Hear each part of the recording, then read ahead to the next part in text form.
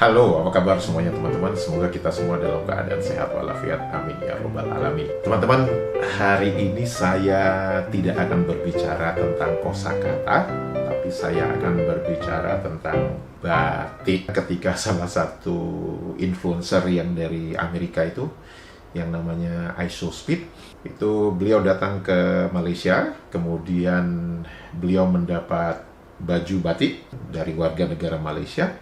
Kemudian ISOSpeed ini menanyakan kepada mereka yang memberikan baju batik tersebut. Dia tanyakan, ini batik dari mana? Oh, batik dari Malaysia. Dan itu jadi rame, jadi berpolemik. Seperti biasa, ya. Yang Malaysia ngotot bahwa batik itu dari Malaysia, yang Indonesia juga ngotot bahwa oh enggak bisa, batik itu dari Indonesia, dan itu sudah terdaftar sebagai terdaftar di UNESCO gitu ya. Kenapa ini jadi rame lagi ya teman-teman? Ini saya selalu mengatakan bahwa ini diakibatkan oleh pertama itu ignorant atau nggak mau menerima fakta yang sebenarnya. Yang kedua, wawasan yang sempit.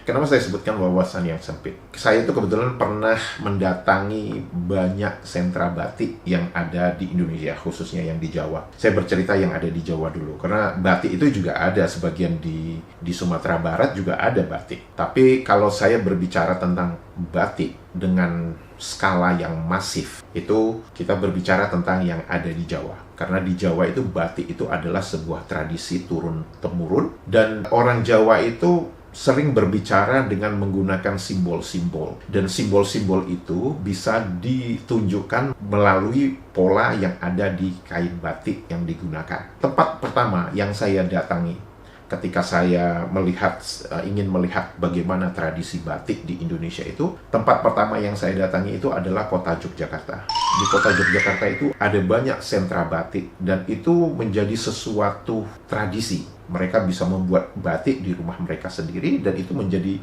seperti production house. Bahkan teman-teman kalau yang ingin belajar membatik, itu di Yogyakarta itu banyak rumah-rumah batik yang menerima orang untuk bisa belajar membatik. Jadi cetakannya udah diberikan, kemudian kita tinggal mengikuti polanya menggunakan canting itu atau lilin gitu ya. Kemudian teman-teman bisa belajar bagaimana cara membuat batik, bahkan sampai selesai menghasilkan kain batik yang sederhana yang teman-teman bisa lakukan. Itu kita bicara di Yogyakarta. Dan kalau teman-teman ingin membeli batik dengan kualitas yang bagus, itu teman-teman bisa pergi misalkan ke nama toko batik Keris atau toko batik Parang Kencana, itu kualitasnya bagus. Dan kalau teman-teman yang ada di Yogyakarta dan mempunyai anggaran terbatas untuk membeli baju batik atau kain batik, teman-teman bisa pergi ke namanya Pasar Beringharjo. Di Pasar Beringharjo itu, Anda bisa melihat batik kiri kanan 360 derajat, itu batik semua isinya. Nah, itu kita bicara di Yogyakarta saja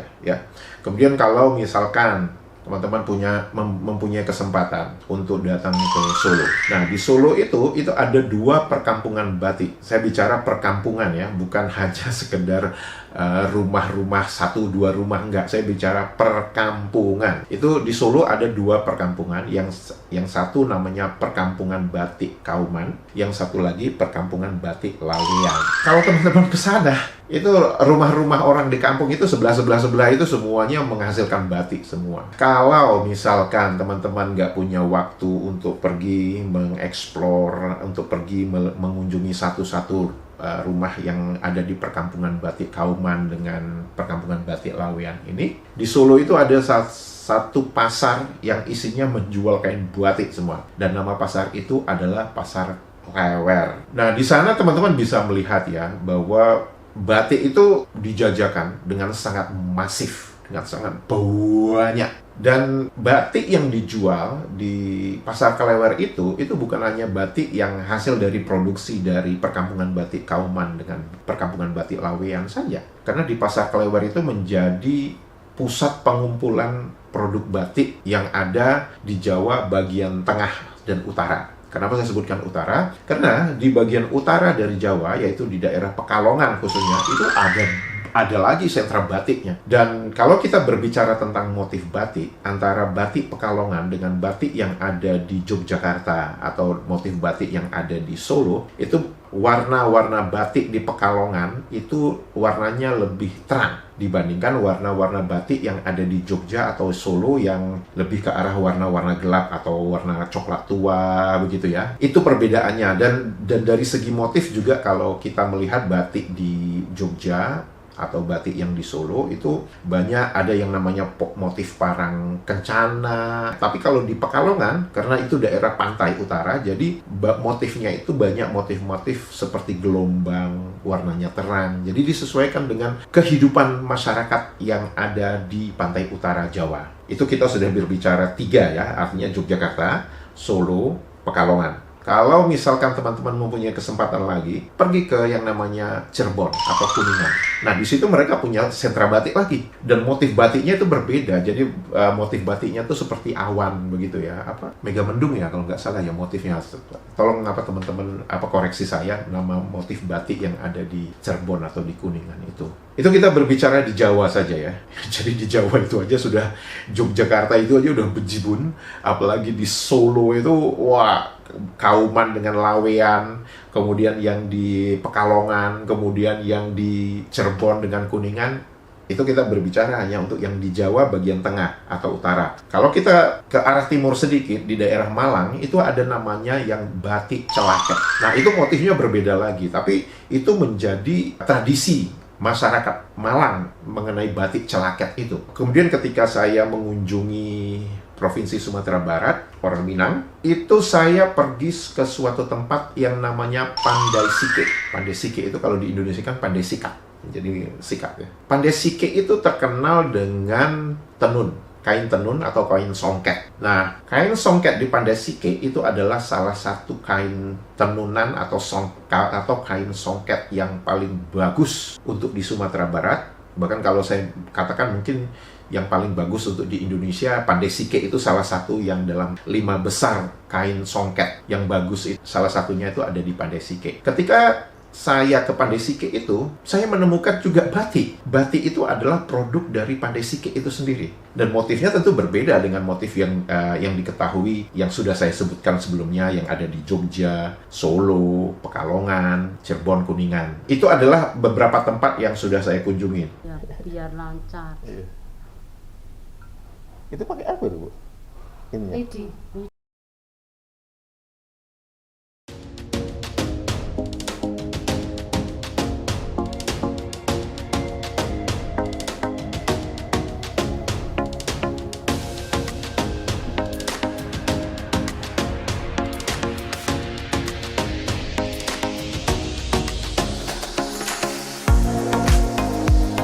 Saya mempunyai kesempatan juga mengunjungi sentra batik yang ada di Malaysia. Sentra batik itu yang terkenal di Malaysia yang saya kunjungi itu adalah yang di Terengganu dengan yang di Kelantan. Kalau saya bisa katakan bahwa sentra batik yang menurut saya besar itu adalah yang ada di Terengganu, di mana di situ terdapat seperti production house ya, dan di tempat itu juga kita bisa belajar membatik versi Malaysia, tapi itu hanya sebagai kegiatan industri, bukan sebagai tradisi. Kenapa saya katakan seperti itu? Karena sentra batik yang ada di Terengganu itu hanya terpencar-pencar gitu. Jadi membatik di Terengganu itu bukan sesuatu yang masif. Itu hanya sebagai bagian dari industri, bukan bagian dari tradisi. Kalau saya ditanya perbandingan antara sentra batik yang ada di Terengganu, yang menurut saya itu bisa mewakili Malaysia, begitu ya. Mungkin teman-teman netizen Malaysia bisa memberitahu saya di mana sentra batik yang besar lagi yang ada di Malaysia. Kalau saya mempunyai kesempatan, saya akan mampir ke tempat itu. Tapi sejauh ini, 2